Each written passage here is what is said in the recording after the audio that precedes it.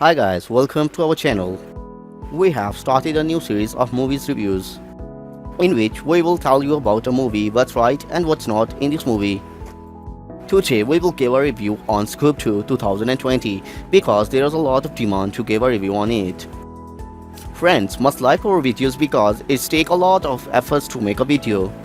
The film determined to have its cake and eat it too, to give the kids an animated action mystery but also keep up a steady stream of inside jokes. There's a moment early in Scoob when a bowling alley attendant tells a group of crime-solving teens that some robots had just attacked a talking dog, and this gangly dude who had the habit of using the word like at the start of every sentence, almost as if he was some middle-aged man's ideas how a teenage happy talks. That's the world in which this latest iteration of the Scooby-Doo franchise exists. A world that's very aware of its own silliness and its times honored troops, a world where appear-handed bad guys not only says I would have gotten away with it if it wasn't for you meddling kids, but say it in a way that makes fun of the fact that they are saying it. And it's a world that knows it was started by some middle-aged TV executives making a show about teenage hippies back in 1969. In other words, Scoob is determined to have his cake and eat it too, to give the kids an animated mystery completed with slapstick comedy, frenetic action, talking animals and costume superheroes, but also to keep up a steady stream of inside jokes, many of them aimed at parents who are old enough to remember the origin of the Hanna-Barbera multiverse way back when. Of course, there are certain limitations to the franchise. Whether or not you remember the original version or the new Scooby-Doo movies version or the Scooby-Doo's All-Star Left Olympics version of the 13 Ghosts of Scooby-Doo version of the Sarah Mixley, Galler, Matthew Lillard, Linda Cardellini, Freddie Prinze Jr. 2002 movie version. Those limitations the same inescapable story beats, humor that defaults to deepness, and a Hanna-Barbera aesthetic that doesn't trigger nostalgia quite as effectively as they had liked it to.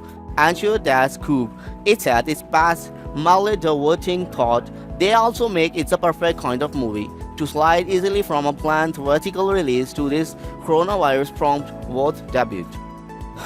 Directed by Tony Curwins and veteran of Warner Bros. Animation and Nickelodeon, Scoob stars with an origin story. Scooby's a hyperactive Star's dog who is being chased down and vanished boardwalk after stealing a whole wheel of gyro from a pizza stand, and Norwilla Rogers, Shaggy to you and me and everybody else, it's lonely little kid who could use a friend. They become instant call and counter a trio of teen named Fred, Daphne, and Wilma, solve a mystery involving a haunted house, and became a team of paranormal investigators. All thought when they decided to keep the gang together, one of them wonders how many scary monsters could there be. All of this happens before the opening credits, which end with them all grown to the age that they were back when the first Scooby-Doo Where Are You? series hit CBS in 1969. Scooby, by the way, has learned to enunciate a little more clearly over the years, which is good news for voiceover artist Frank Walker, whose voices him.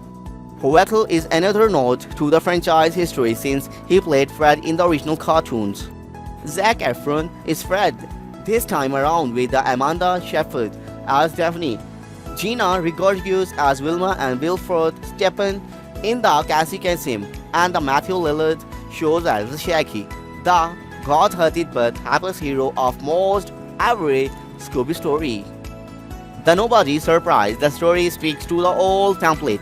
Creepy things happen, there's a nefarious bad guy involved, the kid jumps into action, and spoiler alert, everything works out in the end. The difference is that this time around Simon Cowell makes an appearance to drive the kids apart because he doesn't care about friendship. The fact that Cowell serves as the embodiment of unfeeling meanness may be a tip-off that his film has been in the works for a long time. The baddest bad guy thought it an old Hanna-Barbera standby, Dick Dastardly, who got steampunk-style spaceship, an army of miniature metal minions, and a plot to open the gates to the underworld, which apparently were the sealed by the Alexander the Great and his dog a very long time ago. In cartoons like Wacky Races, Dastardly was always a pretty inept master villain, but Jason Isaac works overtime to liven the slapstick with just enough minions. Dastardly also has a canny sidekick, Motley, and so does Blue Falcon Max Wahlberg, a superhero with his own Saturday morning pedigree and his own best friend in Diamond Dog Wonder. The plot is functional enough, zipping around the globe in a way the original Scooby kids could rarely manage. There are big action, steep pieces, important lessons learned about friendship, and lots of opportunities to slide in references to toxic masculinity and imposter syndrome and copyright infringement. And eventually things get downright supernatural, which to my mind is always kind of a cheat. When it comes to Scooby-Doo, I mean, what was wrong with all of those sinister baddies who were discovered were just pretending to be a ghost until the meddling kids ripping off their masks. There's some of mask ripping here too, because of course there is. If there's something you remember or liked about any iteration of Scooby-Doo, you will probably find it, or a joke about it in Scoob.